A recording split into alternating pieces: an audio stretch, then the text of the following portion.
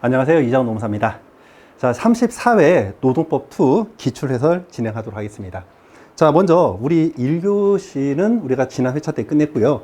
2교시 제1문의 1은 교섭단위 분리 신청인데, 이 분리 신청과 관련된 우리 그 출제 경향을 말씀드리면, 이것도 사실 출제가 되면 안 되는 문제입니다. 왜? 차별화가 될 수가 없어요. 자, 일단 법리 자체가요, 요것도 별거 없고요. 사안을 검토할 때, 자, 근로조건에 있어서 현격한 차이가 있다. 여기 사실관계 나열하고 끝나는 거야.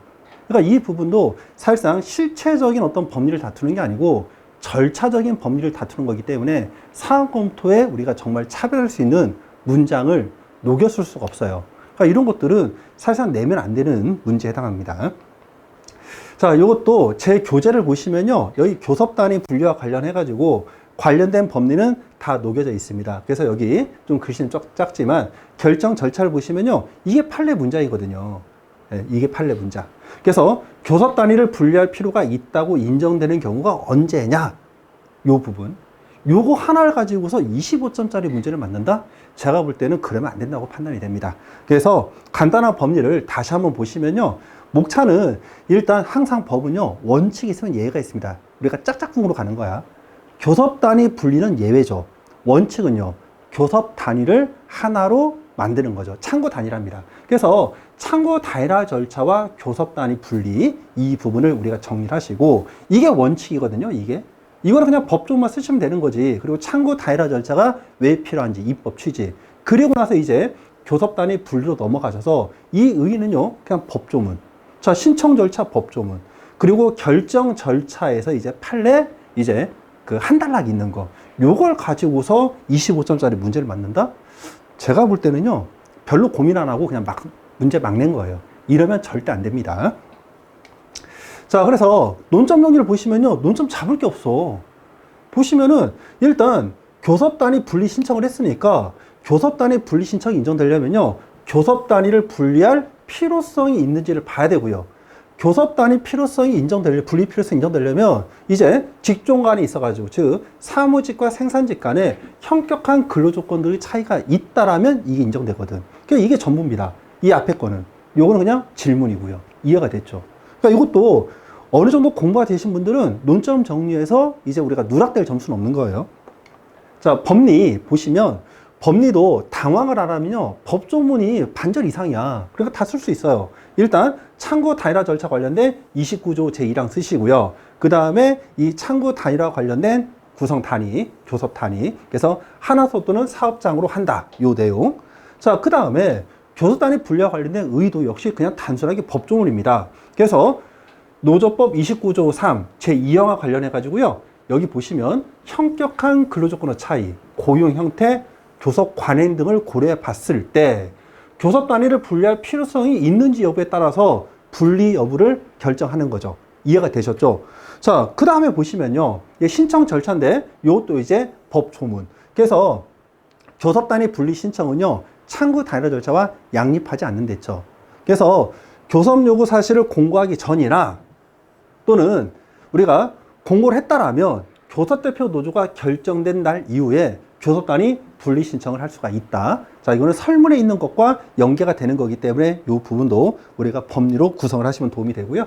자, 그 다음에 결정 절차. 자, 이것도 법조문이죠. 그래서 여기 내용을 보시면은 이제 노동위원회는 하나 사업 또는 사업장에서, 다시 반복됩니다, 현격한 근로조건의 차이, 고용 형태, 교섭 관행 등을 고려하여 교섭 단위를 분리할 필요가 있다고 인정될 때, 자, 신청을 받은 날로부터 30일 이내에 교섭 단위 분리에 관한 결정을 하고 해당 또는 사업장은 모든 노동자과 사용자에게 통지를 해야 된다.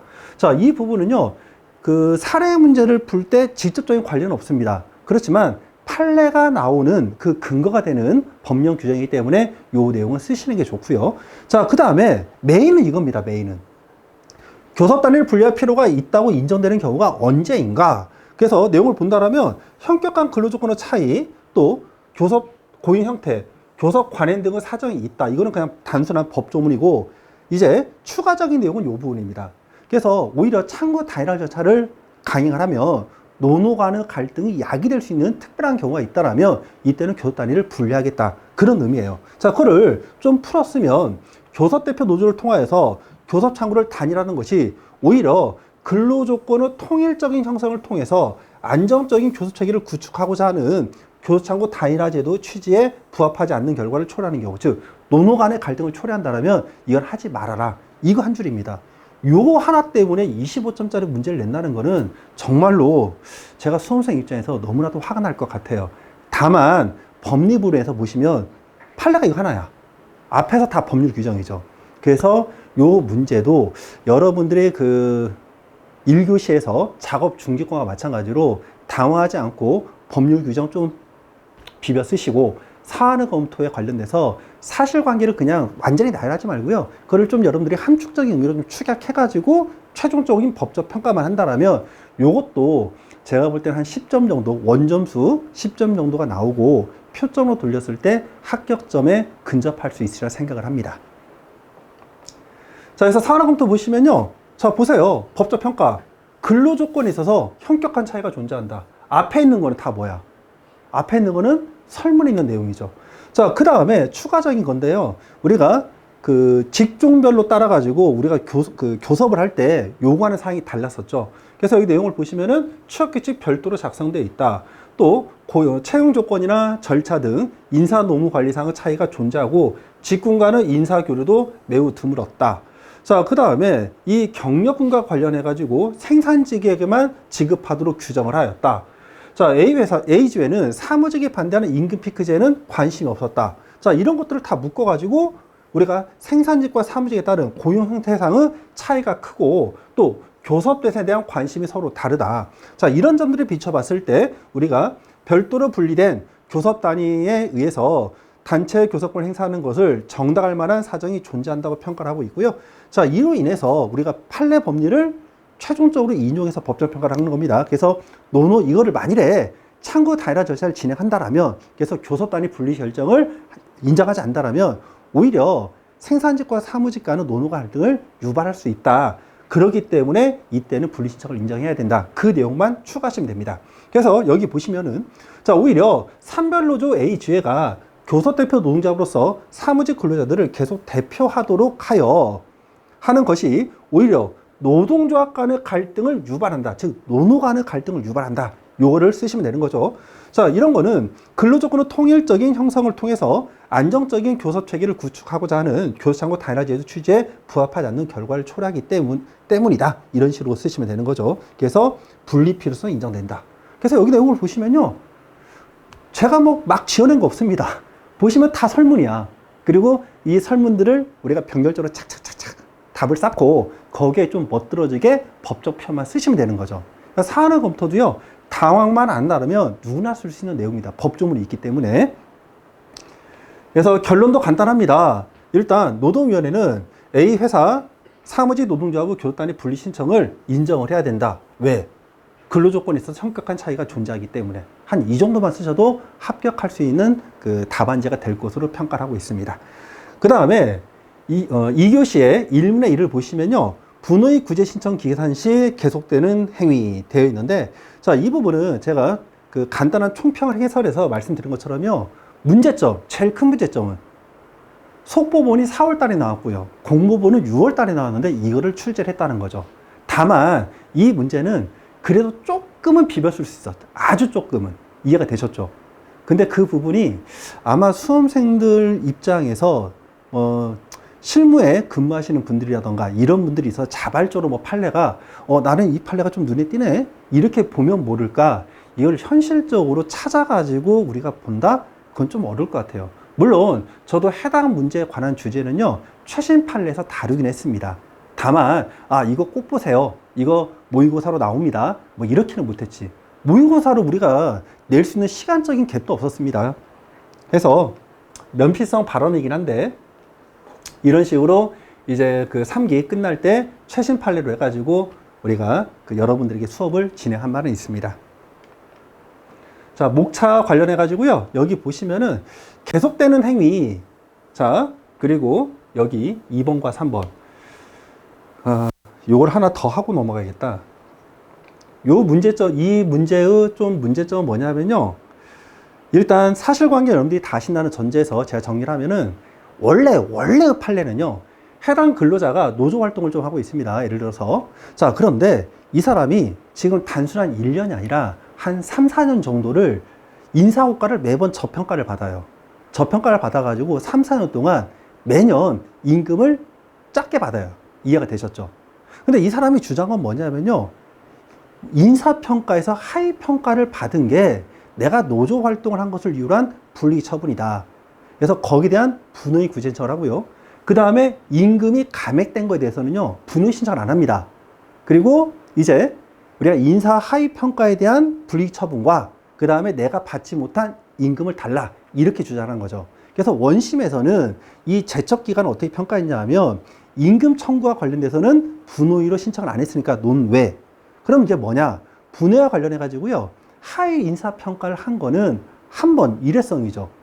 자, 일회성이니까 이 인사평가를 한 시점부터 제척기간이 3개월이 지났다는 거죠. 그래서 원심에서는 우리가 기각결정을 해버립니다. 이해가 되셨죠? 자, 그런데 대법원에서는요, 이거를 문제를 풀려면 어떻게 돼야 돼? 당사자가 주장하지 아니한 사실에 대해서 법원이 지금 직권으로 개입해서 평가를 해주는 거거든요. 그러니까 그걸 먼저 전제를 삼아야 돼요. 그래서 구제 신청서에 부당 노동의 구제 신청을 하지 않았다 하더라도요, 당사자가 주장한 사실들을 종합적으로 고려해 봤을 때 이게 일렬의 하나의 우리가 사실관계가 일치해서 부당 노동에 관련된 근거 사실이라면 요거는 전체를 분의 구제 신청으로 본다. 이게 이 판례가 나오게 된 메인 법리입니다. 자, 그러다 보니까 자, 우리가 하위 인사평가를 했어. 그에 따라서 이제 우리가 임금이 감액이 된 거죠. 이게 하나의 인과관계가 있기 때문에 전체에 대한 분의 신청으로 받고요. 자, 그리고 이제 어떻게 되느냐.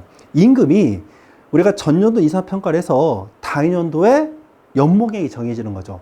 월마다 정해지는 게 아니고 연봉액이 정해집니다. 그러니까 1년 단위로 계속되는 행위에 해당한다. 이렇게 평가를 하고요.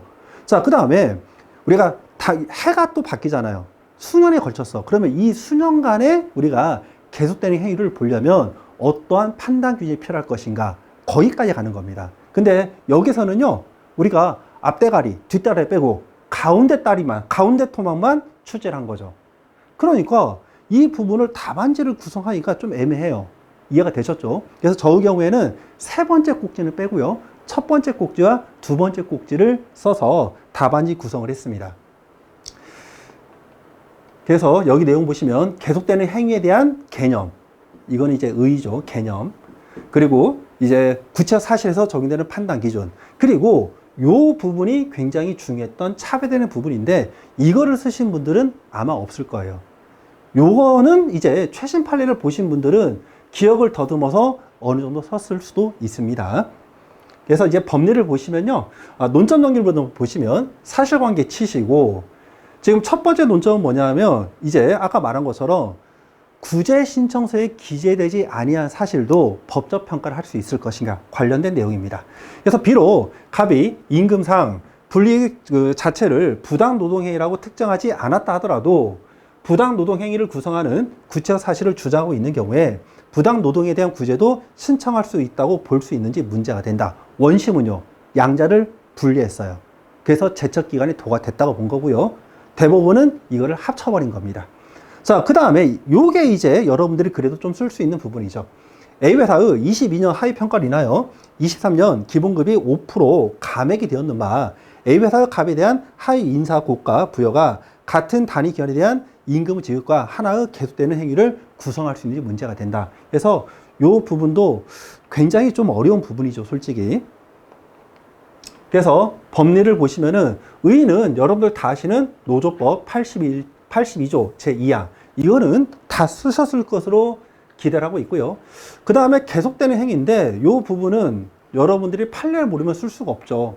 그래서 크게 두 가지로 나눠지는데요. 한 개 행위가 바로 완결이 되지 않고 일정 기간 동안 계속되는 경우. 자, 그리고 두 번째 경우는요. 행위 자체는 한 개 행위가 아니라 수개의 행위예요. 근데 이게 연관성이 있는 경우죠. 그래서 각 행위 사이에 부당 노동의 의사의 단일성과 행위의 동일성과 동종성, 시간적 연속성이 인정된다라면 복수행위도 하나의 계속된 행위로 보겠다. 이런 판례가 있고요. 그래서 판례가 진짜 너무 최신 판례여서 여러분들이 이거 아마 못 썼을 것으로 판단이 돼요. 자, 그 다음에 세 번째 보시면요. 하위 인사고가가 그 단위 기간에 대한 임금 지급과 하나의 계속되는 행위를 구성한지 여부. 자, 그래서 이제 여러분들이 그 시험 끝나고 나서 저도 카페 들어가서 봤더니 해당 문제에 대해서 분호위와 관련된 게 논점이냐 이런 글들을 본 게 있어요. 당사 주장과 관련해 가지고요. 근로자가 만일에 처음부터 임금이 감액된 것을 경제상의 분리 처분이라고 주장을 했다라면요.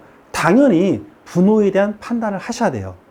근데 여기 메인은 뭐였냐면은 당사자가 주장을 안 했거든. 당사자 주장을 안 했음에도 불구하고요. 대법원이 이거를 주장하지 아니한 걸 직권으로 판단해 버린 겁니다. 그러기 때문에 해당 판례에서는요. 분호의 성립 여부는 언급이 없어요. 이해가 됐죠? 근데 우리가 그래서 이거는 이제 그 채점위원들이 이 부분을 분호의를 썼을 때 점수를 어떻게 줄 것인가 이 부분은 제가 그렇게 함부로 단정 짓기는 어렵지만 분호에 관련된 법적 평가, 즉 부당노동의 의사 자체를 별도 목차로 썼다 하더라도요. 제가 볼 때는 이게 마이너스는 될 것 같지 않습니다. 해당 판례는 어떻게 하느냐 그냥 간단하게 칩니다. 일정한 단위 기간마다 인사고과나 승격 심사를 하고 그 결과에 따라 임금을 결정하는 사업장에서 이게 분호이죠. 노동자 활동을 이유로 근로자에게 하위 인사고과를 부여하거나 또는 승격에서 탈락시키거나 이건 이제 해당 설문에선 관계없고요. 자, 이런 부당노동 행위를 하는 사행자 의사에는 자, 통상적으로 그에 따른 임금상의 불이익을 주려는 의사도 포함되어 있다. 그냥 이거로 끝납니다. 그래서 이 부분을 별도로 여러분들이 분호의 의사 유무로 판단해도 되고요. 여기에 관련된 목차대로 쓰셔도 무방합니다. 자, 따라서 하위 인사고과 부여 또는 승격 탈락은 자, 특별한 사정이 없다라면 같은 단위 기간에서 자, 1년마다 인사고과 등이 부여되는 사업장에서의 연초에 실시되는 전년도 근무 성적에 대한 인사고과나 승격 심사 이에 대한 이에 기한 해당 연도 동안의 임금 지급은 이제 계속되는 하나의 행위를 구성한다. 이렇게 평가가 되고 있고요. 자, 본래 판례는 이거 외에 이제 수년 동안 이루어졌기 때문에 요 내용이 들어가는 거죠. 단위 기간을 달리하는 인사고과 부여. 근데 앞에 있는 요 법리를 쓰기도 어려운데 여기까지 쓰는 거는 제가 볼 때는 현실적으로 좀 불가능한 걸 같고요. 다만 원래 판례는 요 내용까지 들어갑니다. 자, 그 다음에 구제신청 도가 판단 기준인데요. 자, 이 부분은 이제 어떻게 되느냐? 요거 포인트죠. 부당노동에 대한 행정적 구제 절차에서 심사 대상은 구제 신청의 대상이 된 부당노동인을 구성하는 구체적 사실에 한정이 됩니다. 자, 그래서 구제 신청 기간의 도과 여부는요, 근로자가 부당노동행위라 주장하는 구체적 사실을 기준으로 판단을 한다. 그래서 구제 신청서에 부당노동행위 구제를 신청을 하지 않았다 하더라도 우리가 부당노동행위에 관련된 전반적인 내용을 아울러서 종합적으로 판단한다. 이렇게 보시면 되겠습니다. 자, 그 다음에 원래 판례는요, 요것도 있어. 그럼 구제 신청서에 어느 정도 기재해야 되는가? 근데 이것까지 우리가 쓸 수 없죠. 그래서 참고로 제가 보여드리는 거고요. 그래서 사안화 검토인데, 자, 일단 사안화 검토는요, 여러분들이 쓰신 분들은 아마 여기서부터 썼을 것 같아요. 근데 원래 이게 공부가 되었고 해당 판례에 대해서 준비가 되어서 우리가 정말로 예시답안을 쓴다라면 기본적으로 해당 당사자는 설문에서 임금이 감액된 것에 대한 분의 신청을 안 했어요. 그러니까 임금을 달라했는데 이 임금 달라한 게 분의 구제 신청 범위에 포함될 것인가를 먼저 법적 평가를 해야 됩니다. 그래서 여기 내용을 보시면은 가분 객관적이고 공정하지 못한 하위 평가는 노동자 활동에 대한 불이익으로서 부당노동에 해당한다고 주장하면서 부당노동의 성립과 이로 인해 지급받지 못한 임금 상당액 지급을 신청하고 있는 바, 자, 갑의 구제 신청 절차에서 22년 인사고과 부여 등과 요거는 불이익 처분으로 우리가 구제 신청했고요. 얘는 불이익 처분을 구제 신청을 하지 않았어요. 그럼에도 불구하고 자, 이런 것들은 모두 분해를 구성하는 구체적인 사실로 주장하고 있다고 본다. 그러니까 제척 기간을 다 묶어서 본다는 거죠. 자, 그래서 해당 부분은요, 이제 사실관계 쭉 적시하고 계속되는 행위에 해당한다. 자, 그래서 이 경우에 구제 신청 기간을 준수한 것으로 본다. 자, 절차 법리이기 때문에요. 사안 검토에 대한 내용을 우리가 한 페이지 내용을 치는 게 굉장히 어렵습니다. 그래서 저도 비슷한 표현으로 이제 여러 번 이제 중탕을 쳐가지고 답안지 구성을 한 거고요. 그래서 이 부분은 여러분들이 이제 차후에 제 카페에 풀답안을 올려놓을 거니까요. 그거를 참고해서 보시면 될 것 같습니다. 그래서 결론은 노동위원회의 각하 결정은 정당하지 않다. 자, 이유는요. 제척기간이 도과되지 않았으니까. 자, 이렇게 처리를 하면 되겠습니다. 그래서 이 부분도 실질적으로 이 정도 수준으로 답안지를 구성하는 수험생 답안지는 아마 없을 것으로 좀 평가가 되고 있고요. 그래서 이 표점 때문에 여러분들이 어느 정도 좀 점수를 좀 맞으셔야 되는데, 저도 이제 해설 강의하면서 걱정이 정말 많습니다. 자, 이제 마지막 문제 해설을 들어가도록 하겠습니다. 자, 2교시 2문인데요. 교원노조법상 단체 밖 비효력사항의 중재 제정 대상 여부입니다. 자, 이거는요, 솔직히 저도 손을 못 댑니다. 이거는 실무 판례로 봤기 때문에 그냥 쓱 읽고 넘어갔거든요. 예, 최신 판례에서도 언급을 안 했고요. 근데 이게 시험 문제가 나왔어요. 이거는 진짜 여러분들 수험생들을요, 우롱하는 그런 출제 경향입니다. 그래서 제가 뭐 확답은 못 드리는데, 이 문제는 여러분들이 좀 쓰신다는 분들이 이제 관련된 법조문 좀 끄적끄적 하다가요, 결론 다 딴 데로 갔을 거야. 결론. 자, 한번 볼게요. 얼마나 어려웠던 문제인지 보겠습니다. 여기 메인은요, 지금 교육감이 지금 중노의 중재제에 대해서 행정소송을 지금 제기하려고 하는 거잖아요. 포인트는 두 개입니다. 자, 우리가 단체 협약으로 체결했는데 이게 법령이라던가 또는 어떤 조례, 규정 또는 위임을 받아야 되거나 또는 예산을 수반하는 경우는요, 단체 협약을 체결했다 하더라도 단체 협약으로 효력이 인정되지 않는다는 법 규정이 있어요. 그래서 그걸 우리가 판례가 뭐라고 하느냐, 비효력사항이 하는데 이 비효력사항이 중재제정 대상이 될 수 있을 것인가, 이게 첫 번째 논점이고요. 자, 두 번째는 공무원 노조법은요, 우리가 정책사항 등에 대해서는 처음부터 교섭 대상이 아닌 것으로 봅니다. 그걸 우리가 뭐라고 하냐면 비교섭사항이라 해요. 자, 그런데 교원노조법은요, 공무원 노조법과는 달리 비교섭사항이 명문으로 규정되어 있지 않습니다. 자, 다만 해석상 비교섭사항을 일정 법이 인정을 하고 있고요. 그걸 이제 판례가 확인을 해주는 겁니다. 이해가 되셨죠? 그래서 여기는 이제 해당 당사자 간의 문제가 되었던 이 중재정 사항이 비교섭 사항에 해당할 수 있을 것인가, 이거를 판단하는 거죠. 자, 그래서 논점 정리를 보시면요, 여기까지는 이제 사실관계를 간단하게 친 거고요. 첫 번째, 해당 중재정 효력이 비효력 사항임에도 불구하고, 이건 설문에 나왔었죠. 중재재정의 대상이 될 수 있는 문제가 된다.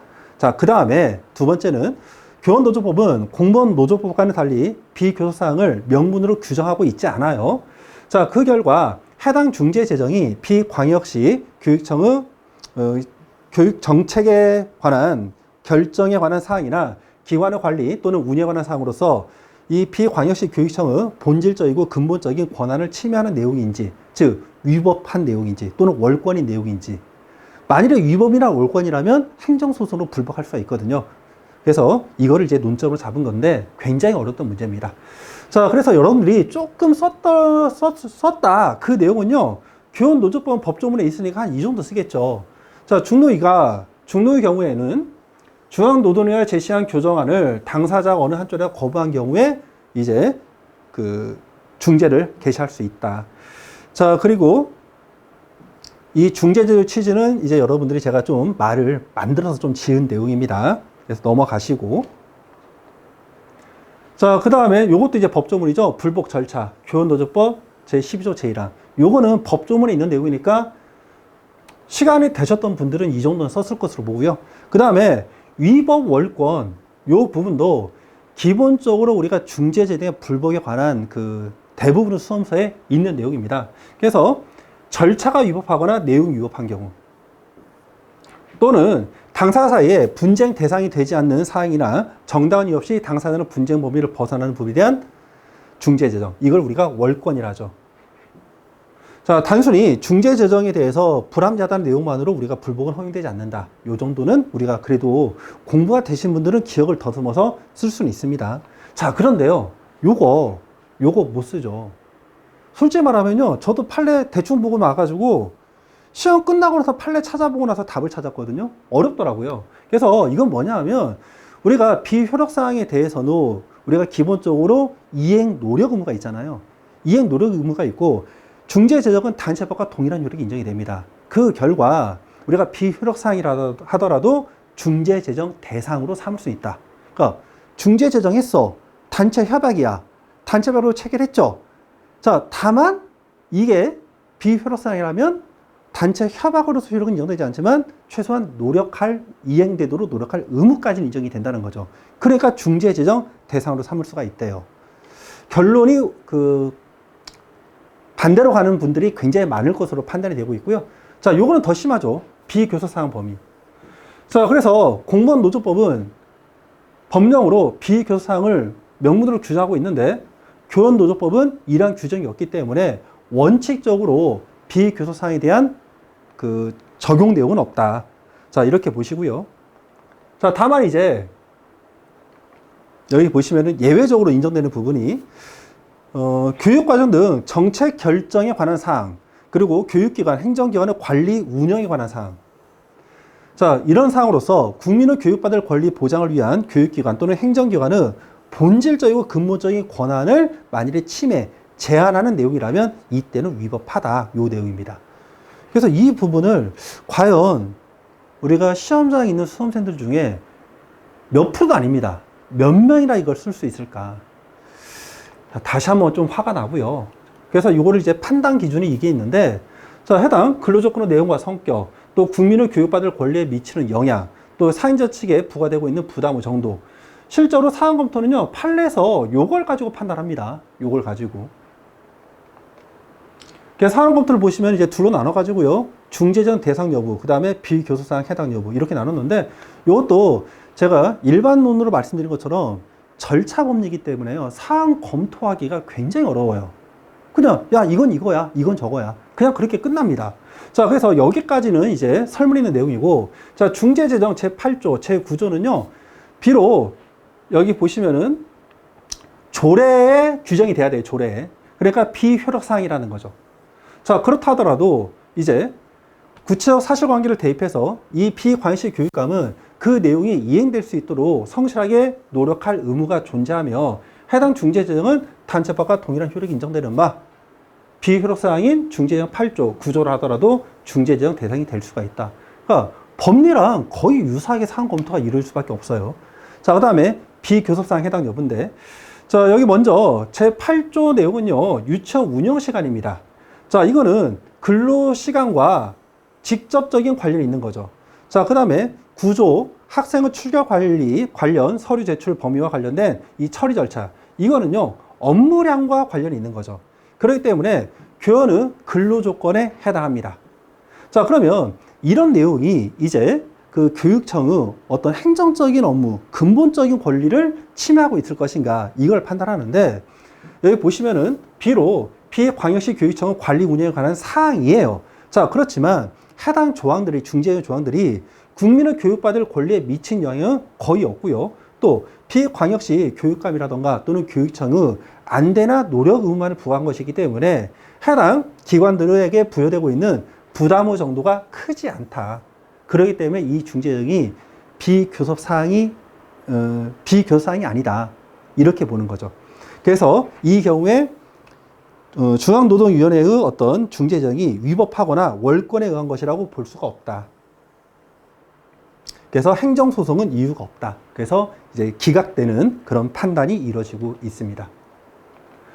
자, 그래서 결론, 비광역시 교육청 주장은 타당하지 않다. 왜? 중노의 중재 재정, 이 부분이 위법이나 월권이 아니기 때문이죠. 그래서 이런 식의 답안 구성이 돼야 되는데, 제가 볼 때 올해 시험에서 최고 불이타는요, 2교시의 이문입니다. 이거는 우리가 사안 검토 자체도 오답으로 갈 확률이 제가 볼 땐 90% 이상이에요. 법리 구성도 안 되고요. 그래서 제가 이제 전체적인 그 표점을 봤을 때, 노동법이 표점으로 돌렸을 때 60점이 나오시는 분들을 제가 좀 미리 좀 조심스럽게 예측을 하면 원점수를 우리가 합산해서 그거를 4점으로 나누면요, 한 50점 정도가 되지 않을까 조심스럽게 생각을 합니다. 그래서 표점으로 노동법이 이번에는 10점 이상 오르지 않을까 싶은데, 제가 그 총평 시간에 말씀드린 것처럼요, 교수님이 처음부터 이제 좀 수험가에서 목소리가 커지는 거 우려해서 원점수를 처음부터 높게 줄 가능성은 있어요. 그래서 제가 예측한 내용이 좀 다소 틀리다 하더라도 저에게 너무 뭐라 하지 마시고요. 저는 항상 여러분들 편에서 강의를 끝까지 진행하도록 하겠습니다. 그래서 해당 관련된 구체적인 어떤 그 풀 답안지는요, 제 카페, 다음 카페입니다. 그래서 다음.net 그리고 슬래시 레이버 위드 후니, 자, 여기에 들어가시면 제가 풀 답안 올려놓을 테니까요, 이거 한번 다시 한번 확인해 보시고, 저는 이제 그 프라임 법학원에서 강의를 하다가 이번에 노단기로 옮겨서 강의를 진행을 하고 있습니다. 그래서 여러분들이 이제 여러 강사님들이 계시는데, 저 자랑을 간단히 말씀드리면, 일단 저는 누구보다도 여러분들 편입니다. 그래서 여러분들의 부르타를 최대한 선방하기 위해서 노력을 할 거고요. 그리고 제일 자신 있는 부분은 그 누구보다도 법리 구성이 탄탄합니다. 그래서 믿고 따라오시면 내년도에 여러분들이 노동법 때문에 떨어지지는 않도록 제가 노력할 거고요. 그리고 노동법 때문에 여러분들이 합격할 수 있도록 그렇게 열심히 강의를 진행하도록 하겠습니다. 자, 그럼 여러분들 본 수업 때 뵙도록 하겠습니다. 감사합니다.